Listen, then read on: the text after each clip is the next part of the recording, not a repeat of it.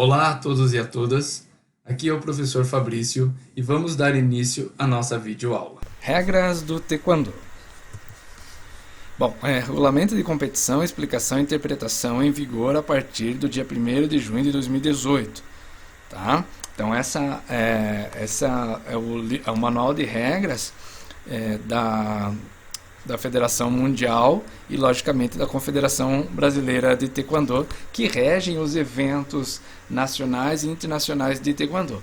Vamos lembrar que alguns eventos regionais, torneios, principalmente quando envolvem público especial como criança ou até mesmo as pessoas mais idosas que ainda praticam e que gostam de competir, podem ter algumas alterações nas regras, né? Mas entrando como regulamento da competição unicamente. Lógico que a linha mestra é um manual da Federação Internacional, da Federação Mundial de Taekwondo. Ok? Então vamos lá. Artigo 1. Eu vou ler porque eu acho bem interessante aqui, ó, quer ver? A finalidade das regras de competição, isso serve até para todas as modalidades, é fornecer regras padronizadas para todos os níveis de campeonatos promovidos e reconhecidos pela World Taekwondo Federation, atual World Taekwondo, blá, blá, enfim. As regras de competição têm o objetivo de assegurar que todos os assuntos relacionados à competição sejam conduzidos de forma justa e ordenada. Então, eu fiz questão de ler pelo seguinte: para que o Taekwondo se tornasse um esporte olímpico, era necessário que as regras fossem as mesmas praticadas aí em mais, agora não me recordo exatamente, mas pelo menos mais de 150 países. Então tinha que ter a mesma regra. Então na época da WTF precisava ter justamente a mesma forma de atuar, não só na Coreia, mas também em todos os outros países, para que ficasse justo, para que todos pudessem praticar um esporte onde não houvesse vantagem de lado nenhum, principalmente por desconhecer e por não estar escrito em algum lugar. Então assim é a necessidade de se ter e de se compor um livro, um manual de regras, e nesse caso amplio para todas as modalidades. Então é necessário, como eu disse, pode haver adaptações em regulamento, mas as regras são sempre uma só, o livro de regras é um só e ele é claro na sua execução. Ok? Bom, vamos partir então para a regra 3, agora mais diretamente. A área de competição. Então, antigamente a área de competição no Taekwondo era sempre um quadrado. Agora já admite-se um outro formato, que é o formato octagonal dentro do quadrado, mas a gente vai chegar lá. Então a área de competição deve medir 8 por 8 usando o sistema métrico. A área de competição deve ter uma superfície lisa, sem obstáculo e sem ser coberta por material elástico. Então a ideia é que hoje em dia, principalmente hoje em dia, a área de competição seja tatame, né, coberta por um tatame, porque o tatame nós já vimos no judô, muito embora não haja quedas impostas no Taekwondo, ou seja, ninguém vai derrubar ninguém no Taekwondo, mas pode haver quedas eventuais na hora de tentar um chute, na hora de receber um chute, a pessoa pode cair, o atleta pode cair, e o tatame está ali para absorver um pouco desse impacto, distribuir a energia desse impacto e evitar uma lesão. Então, muito antigamente, e até hoje, para dizer a verdade, em alguns eventos mais regionais, mais simples, ainda se faz em quadra mesmo, na cancha mesmo, no piso de uma quadra, delimita ali com um esparadrapo, enfim, com uma fita no chão e se faz. Antigamente isso era muito comum. A gente cansei de participar de eventos em que o campeonato era feito no piso da cancha, no piso da quadra mesmo, né? É claro que se alguém caísse naturalmente ia se machucar, como acontecia muitas vezes, tá certo? Mas hoje em dia o tatame não é de difícil acesso, e detalhe, o tatame do Taekwondo não precisa ter os 40 milímetros como o de judô, então ele pode ser metade disso, 20 centímetros, 20 milímetros de espessura, 2 centímetros, e já estará dentro um tatame que vai ajudar a amortecer, porque, como eu disse, as quedas são eventuais. Então, as medidas da área de competição de 8 por 8 deve ser reservar uma área adicional de 2 metros de largura em toda a volta, como medida de segurança, pela qual a área de competição terá uma superfície de 10 ou até 12 quando o piso estiver elevado. Então, é muito comum na Olimpíada, talvez vocês já tenham visto, que a área de competição do taekwondo, ela seja numa plataforma. Do judô também anda sendo assim, já de uns bons anos para cá, mas o taekwondo quase sempre foi assim, é feito numa plataforma, então ela é feita pelo menos 1 metro acima do chão. Tá, ok? Então aqui temos a área de competição quadrada, que ainda é utilizada, tá, gente? Ela ainda é utilizada, ela não foi totalmente eliminada, pelo menos até onde eu tô sabendo, não foi eliminada, tá certo? Ela ainda é utilizada, então você tem a área de competição aqui e essa área de escape a qual ele se referiu, uma área de 8x8 mais 2 metros de escape aqui, justamente principalmente porque se são 2 metros aqui, a próxima área também são 2 metros, então você tem 4 metros dos lutadores ficarem longe uns dos outros, não é? Então, para evitar o choque, evitar de repente um golpe, uma perna que saia daqui e acerte o outro, enfim, tudo pode acontecer. Na verdade, tudo tem que ser previsto, não é? Tem que ser previsto para que nunca aconteça. Aqui vocês estão vendo 2 palavras em coreano, é Chonhon. Chon é azul, é o lutador com o equipamento azul, colete azul, capacete azul, e o Hon é o que estará de vermelho, né? Colete vermelho e capacete vermelho. Então o árbitro vai chamar Chonhon para que ele se posicione quando é um evento internacional e tal, que use coletes eletrônicos, internacional não necessariamente, mas um evento oficial, essa é a palavra, que use coletes eletrônicos, ela vai ver a testagem do equipamento, né? Mas o árbitro vai chamar Chonhon, a testagem do equipamento, eles colocam o capacete e vai ser dado o início da luta. Tá? Aqui temos também alguma coisa sobre a forma octagonal. A forma octagonal, então, será formado um quadrado de tamanho que não deve ser inferior a 10 metros. Então, vai haver o quadrado, e nem superior a 12. A área de combate deve medir aproximadamente 8 metros de diâmetro, não é? Porque como nós temos 8 lados, ok? Deve ter um comprimento aproximado de 3,3 metros, entre a linha exterior da área de competição e a linha de área de combate e segurança, tá? Vamos colocar aqui para vocês. Então tá aqui. Então, na Olimpíada, já no Rio 2016 e outros eventos internacionais já estão usando essa área octagonal, tá certo? Então ela é inclusa num quadrado. Então aqui tem a ideia da plataforma, que pode ir de 60 centímetros a 1 metro acima do chão, com uma angulação de 30 graus, para que o atleta possa subir sem dificuldade, sem interferir na sua preparação, enfim, que não haja um desgaste. Ok? Aqui, esqueci de mencionar lá na outra imagem, mas aqui fica a cadeira do técnico. Tá? Então aqui está o técnico de atleta de azul, o Chon, e o técnico do atleta de vermelho, o atleta Hon, não é? Então aqui fica a cadeira, por quê? Porque nós vamos ver o tempo de luta, né? Porque o atleta vai se direcionar a ele em vários momentos, tá certo? Então nós temos aqui aqui pode ter então o corpo médico, aqui o registrador, enfim, tá certo? Mas a gente já vai chegando nesses outros detalhes. A área de competição ainda, como eu já falei, sobre a plataforma, e sobre os tatames também eu já falei, né, que hoje em dia se faz muito importante, eu diria, muito interessante, para evitar uma lesão por algo que poderia ter sido evitado, porque o tatame hoje você aluga, ou você empresta, ou você adquire, não é um material, é um material que eu vejo como investimento para quem trabalha ou deseja trabalhar na área, não vejo como um gasto, vejo como um investimento necessário. Tá? Competidores, o uniforme dos competidores e equipamentos de proteção.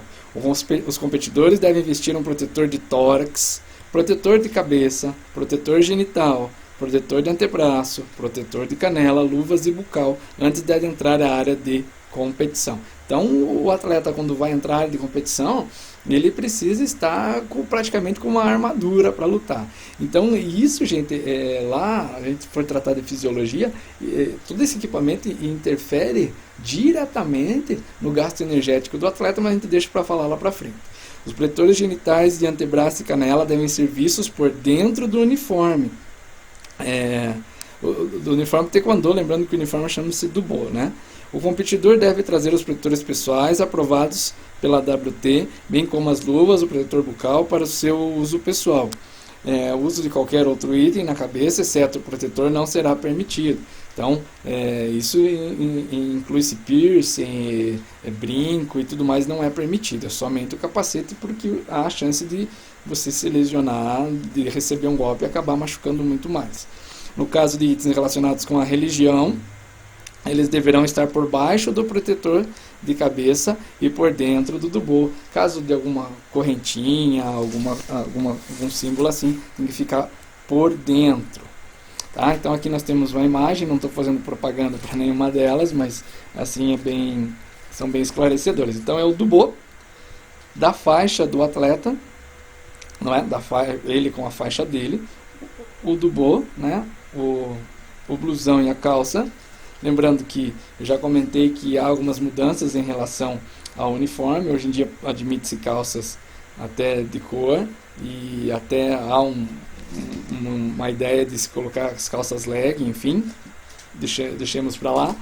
Aqui temos o protetor de antebraço, porque o antebraço é muito usado como meio de defesa, né? O capacete, vou pegar uma linha aqui, né, melhor.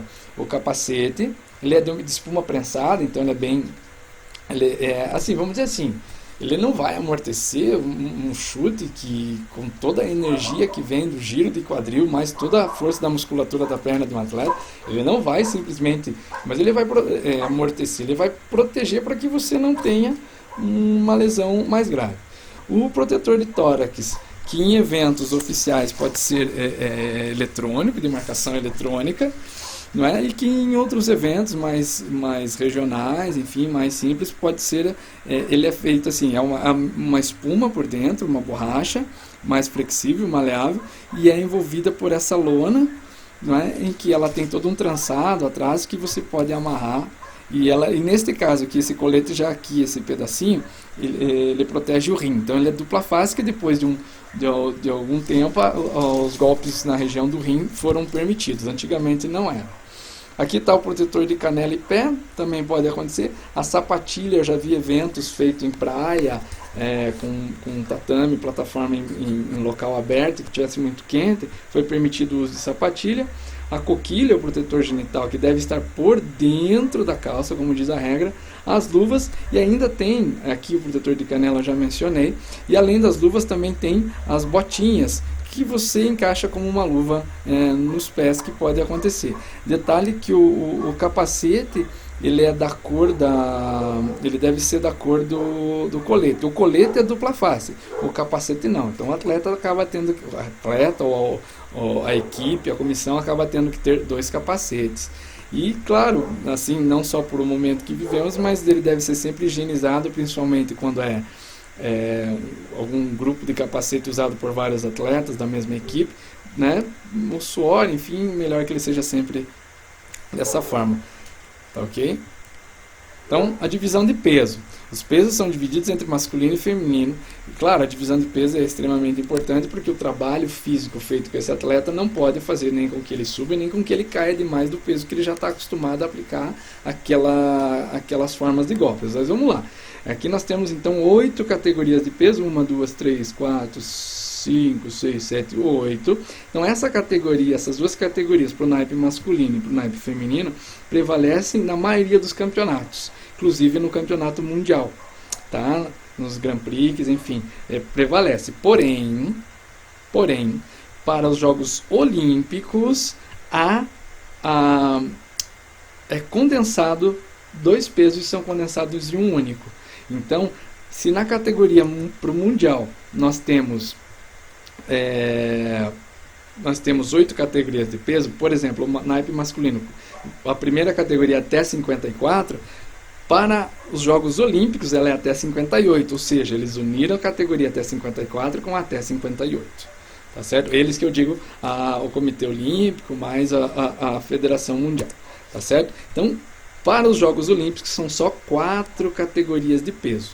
No caso do masculino, ou até 58, 58, 68, 68, 80 e acima de 80. Feminino, até 49, 49, 57, 57, 67, acima de 67. Tá ok? São as 4 categorias de peso olímpicas. Duração da luta, duração do combate. Então são 3 rounds, ou 3 assaltos, como queira, de 2 minutos de luta, de ação, por 1 minuto de descanso. Por isso que eu falei lá na área de combate, que tem a área ou a cadeira do técnico. Então a cada 2 minutos lutados, né, o atleta vai lá sentar na cadeira, vai tomar uma água e principalmente vai receber instruções do seu técnico, tá? Então são 3 rounds de 2 por 1, 3 assaltos de 2 minutos de luta por 1 minuto de descanso.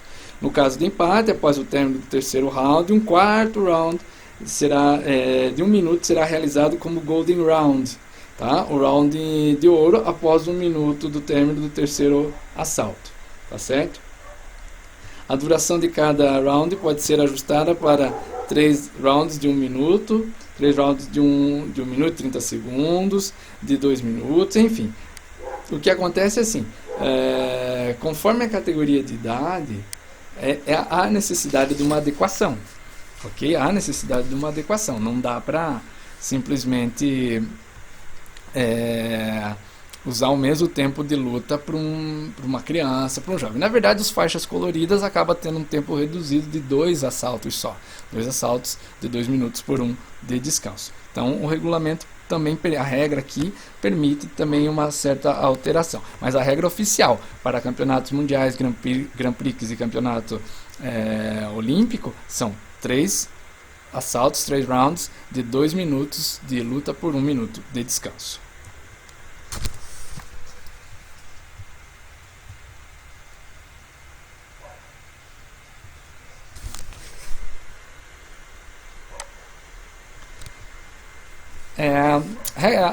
O artigo 11, né, do livro de regras, técnicas e áreas permitidas. As técnicas permitidas são: técnica de punho, o soco, uma técnica de soco em linha reta, usando a parte da junta dos nós dos dedos de um punho cerrado. Bom, vamos lá. No taekwondo, o taekwondo marcial que a gente chama, o taekwondo que a gente usa para defesa pessoal, para o Hoshinsul, o taekwondo mais clássico, tem os mesmos golpes que tem no boxing, por exemplo. Então você vai ter, a gente vai ver quando, né, enfim, nós temos o golpe, o jab, o direto, o cruzado, o gancho, o upper, enfim. Porém, no taekwondo de competição, no taekwondo esportivo, no taekwondo olímpico, só é permitido o soco direto. Ou ele pode ser o jab, que é o soco dado com a mão correspondente à perna da frente, ou o soco dado com a mão correspondente à perna de trás. Tá ok? Que é respectivamente bandê e barodirigui. Tá? Só pode em linha reta e com os nós dos dedos do punho cerrado. Então não pode dar soco com as costas da mão, por exemplo, nem com o lado da mão como se fosse um martelo, que a gente vê muito no MMA, né? Não pode. Então tem que ser reto o soco para poder ser uma técnica permitida. E só pode no tronco. Os socos só podem no colete, no tronco. Tá, técnica de pé. Aplicar golpes usando qualquer parte do pé abaixo do osso do tornozelo.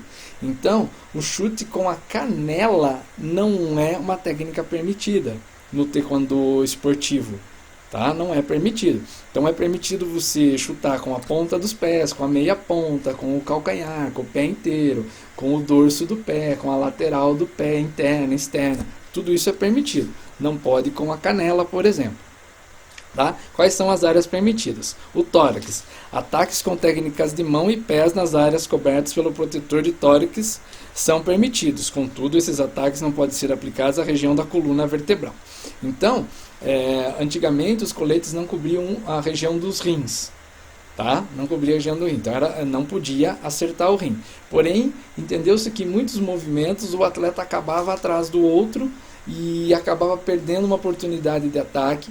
Então, pois não podia chutar. Então eles acabaram, depois de muitos anos, então os coletes agora cobrem a região do rim, mas bem aonde se fecha o colete, se num colete mais convencional, mais tradicional, na região da coluna ele não fecha. Então ali não pode não pode acertar.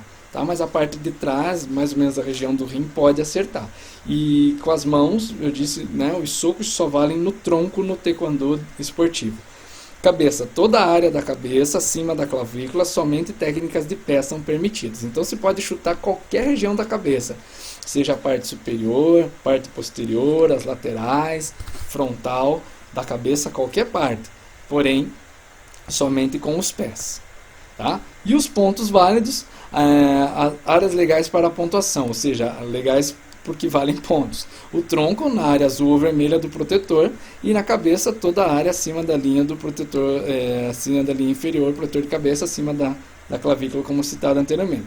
Critérios para pontos. Pontos. Será atribuída uma técnica válida desferida nas áreas de pontuação no tronco, no nível de impacto. Os pontos serão atribuídos quando uma técnica permitida é desferida nas áreas de pontuação da cabeça. Gente, quando o colete eletrônico, o material eletrônico, o próprio material se encarrega disso.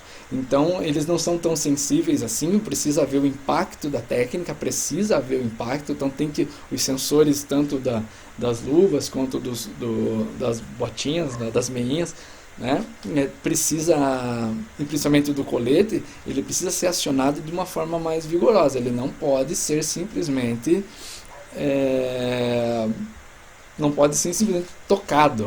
Tocou, já vale ponto. Não, tem que ter uma efetividade, tem que realmente bater, o atleta tem que acusar aquele golpe e o colete tem que sentir que ele foi acionado, o sensor. Ok? Então, ponto. Um ponto para soco válido no protetor de tórax. Então, um soco vale 1 ponto. 2 pontos para chute válido no tórax. Então, todo chute direcionado ao tórax vale 2 pontos. 4 pontos para chutes com giro no protetor de tórax. Então, protetor de tórax, se você der um chute giratório, 4 pontos. 3 pontos para chute válido na cabeça. Então, um chute direto na cabeça vale 3 pontos. 5 pontos para um chute giratório na cabeça. E 1 ponto atribuído para todo kanjan dado ao competidor. Kanjan é a falta, né? Então, quando o atleta recebe kanjan, uma falta, o outro recebe 1 ponto. Tá ok?